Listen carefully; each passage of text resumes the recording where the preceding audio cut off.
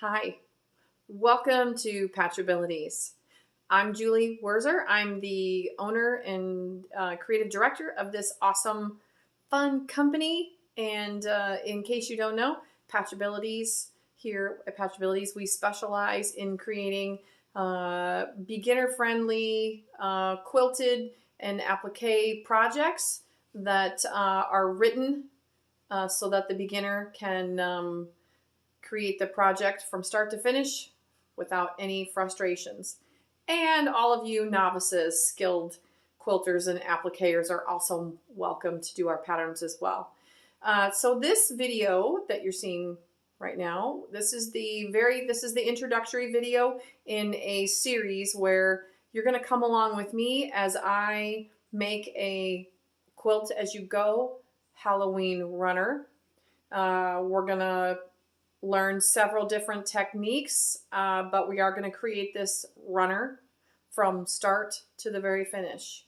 So I hope you've purchased your pattern and you've got all of your fabrics ready, whether you bought a fabric kit from your favorite quilt shop or if you have dug into your stash.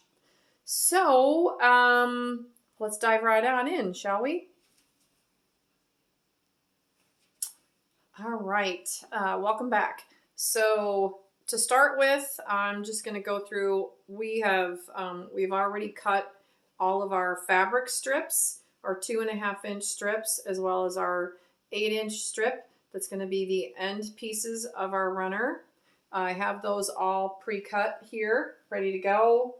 Then the next thing I have, and I will turn it around here, is I've got my batting and my backing cut to the size indicated on the pattern, and I'll turn the camera around in just a moment and show you.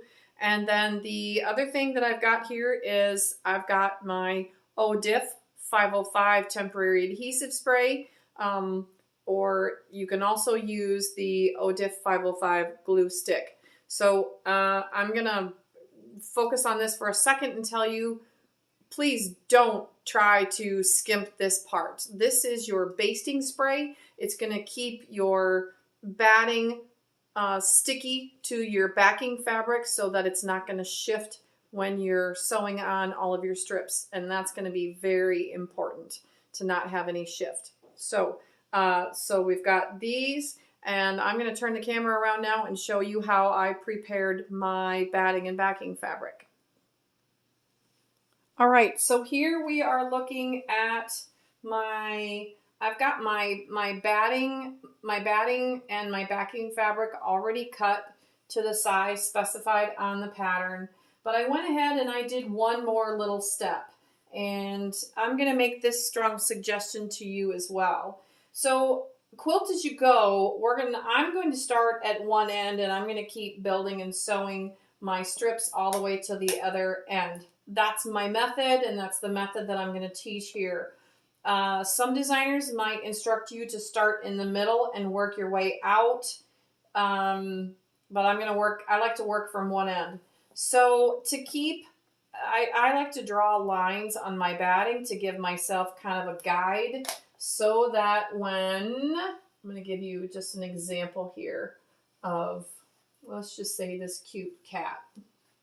So that when we're sewing our strips on here, I can kind of use these lines as my guide to keep my strips nice and straight so that I don't get any creep or smiles in my fabrics. Now, the runner that we're making is black fabric, and so I happen to have just a Sharpie lying around. So what I did was I laid my ruler on my batting like this. I made sure that my ruler isn't going at a wonky angle, but that it is square with the batting. And I just drew lines with the Sharpie real lightly down each side. Now it will be just fine because I'm using black fabrics. The Sharpie will not show through. If you're doing any other, I don't recommend a Sharpie with any other projects if it's not real dark like a navy blue or a black. If this were any other color, I would use a disappearing heat sensitive marking pen. But for that, so here we are. So, so I'm all ready here. I've got my machine is set up. The next part of the video series is I'm going to start putting down my strips and sewing the quilt as you go. So that ends, let's get you focused up here. Hi. So this concludes the end of this video, and adjust myself. I'm flying by the seat of my pants here. My goal for this video series is to help you to build your confidence at quilt as you go projects, but also applique, sewing on binding and joining your binding and finish your binding. So really start to finish. I hope you find this very, very useful. So with that, this is going to end this portion of the video series. So stay tuned. I will bring you in next. We'll be sewing on our strips.